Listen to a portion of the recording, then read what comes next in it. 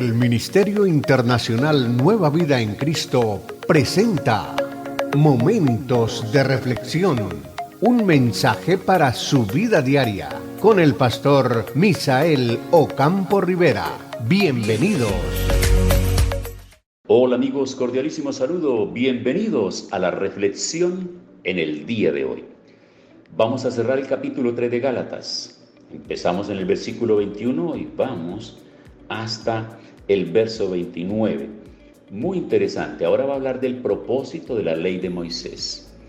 Note que el apóstol Pablo a los Gálatas le ha dedicado un tiempo muy importante porque ellos fueron atacados por los judaizantes que llegaron después de Pablo para hacer que los Gálatas dudaran del ministerio apostólico de Pablo y de sus enseñanzas. Y él tiene que dedicarse capítulo a capítulo para profundizar y explicarles pormenorizadamente el tema de la ley del Antiguo Testamento, el tema de la ley, el tema de la circuncisión, y por eso él les está hablando. Y ahora les va a hablar del propósito de la ley de Moisés, para que la gente pueda entenderlo con toda claridad. ¿Significa esto que la ley se opone a las promesas de Dios? Este es el capítulo 3, versículo 21. Recuerden que estoy en la palabra de Dios para todos. Claro que no. Dios nunca dio una ley que pudiera dar nueva vida al mundo. Si fuera así, podríamos estar aprobados por cumplir la ley. Pero la Escritura encierra a todo el mundo bajo el poder del pecado para que los que creen que puedan recibir por la fe en Jesucristo la nueva vida que Dios les prometió. Es para que se pueda creer esto. La Escritura encierra a todo el mundo bajo el poder del pecado para que los que creen puedan recibir por la fe en Jesucristo la nueva vida que Dios prometió.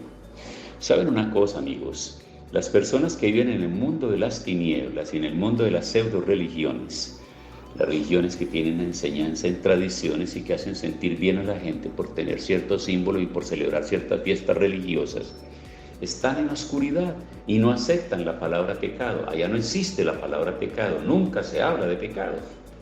La gente no considera que haya pecado y menos se van a considerar pecadores. Pero aquí está hablando de otra cosa. La Escritura encierra a todo el mundo bajo el poder del pecado. Oiga bien, todos los que están fuera del reino de Dios están bajo el poder del pecado, para que los que creen puedan recibir por la fe en Jesucristo la nueva vida que Dios prometió. Y los que creen entonces quieren salir y allá debajo de ese manto de pecado para vivir ahora una vida de acuerdo a la palabra de Dios. Antes de llegar a esta fe, la ley nos custodiaba como prisioneros. No tuvimos libertad sino hasta que la fe fue revelada. Por eso la ley era nuestro guardián hasta que llegó Cristo. El resultado es que estamos aprobados a través de la fe. Ahora que ha llegado la fe, ya no necesitamos que la ley sea nuestro guardián. No, ya no son las prácticas del Antiguo Testamento. Ya no es la circuncisión para los hombres.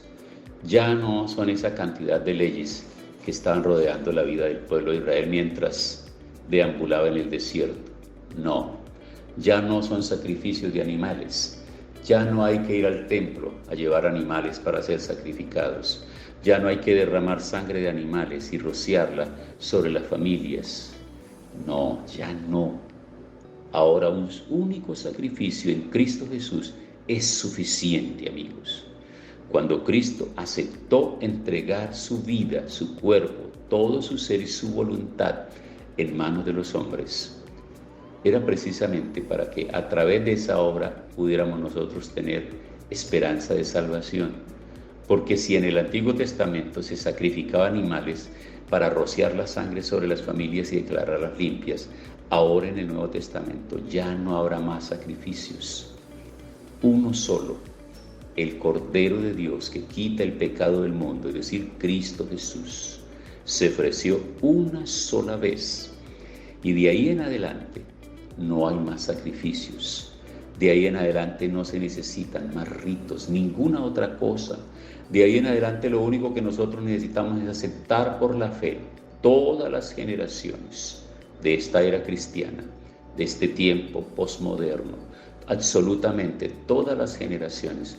Lo único que necesitan es aceptar la obra redentora de Cristo. Y con esa obra redentora de Cristo, aceptarse pecador, entonces para que podamos salir y ser aprobados por el Señor, por el Dios el Padre, aceptando esa obra a nuestro favor. Antes de llegar a esta fe, la ley nos custodiaba como prisioneros. Está hablando del Antiguo Testamento, del Antiguo Pacto. Ahora que ha llegado la fe, ya no necesitamos que la ley sea nuestro guardián. Todos ustedes fueron bautizados en Cristo y ahora están revestidos de Él. Esto demuestra que todos ustedes son hijos de Dios por la fe en Jesucristo. Todos son uno en Jesucristo. No importa si son judíos o no, esclavos o libres, hombres o mujeres. Entonces, si ustedes pertenecen a Cristo, son de la descendencia de Abraham. Si son de la descendencia de Abraham, también son herederos de las promesas que Dios le hizo a él. Es claro que sí, porque si Él es nuestro Padre, entonces la herencia que Él nos ha dejado es una herencia para nosotros. Y la herencia que Abraham nos dejó no fue la herencia de la ley. Abraham nos dejó la herencia de la fe. La herencia de la fe. Porque recuerde que no había ley para Abraham. No, para Abraham lo que hubo fue esa fe que lo conectó con Dios. Yo paso tiempo pensando en esos actos de fe de los hombres del Antiguo Testamento. Por ejemplo, y me pregunto muchas veces, ¿cómo llegó Dios a hablar y convencer el corazón de Abraham? Porque Abraham era un hombre rico, un hombre que vivía bien en su ciudad, en Ur de los Caldeos, con su padre. La historia dice que él y su padre tenían un taller para la elaboración de imágenes o de ídolos, y de manera que eso daba mucha renta y daba mucho lucro en ese tiempo. Recordemos que cuando uno mira la Biblia, la registra en los diferentes lugares sin que sea un lenguaje religioso y fanático. Lo que menciona es cómo la práctica de las religiones en los diferentes lugares incluía la veneración a ídolos y a templos. Y por lo tanto, ese comercio de imágenes y ese comercio de ídolos era muy importante en ese tiempo. Pero Dios se le presenta a Abraham y le hace un llamado y le establece unas condiciones. Sal de tu tierra y de tu parentela a la tierra que yo te mostraré. 3 condiciones importantes: salir de ese lugar, de su tierra, salir de su familia, dejar toda su familia e irse a una tierra completamente desconocida.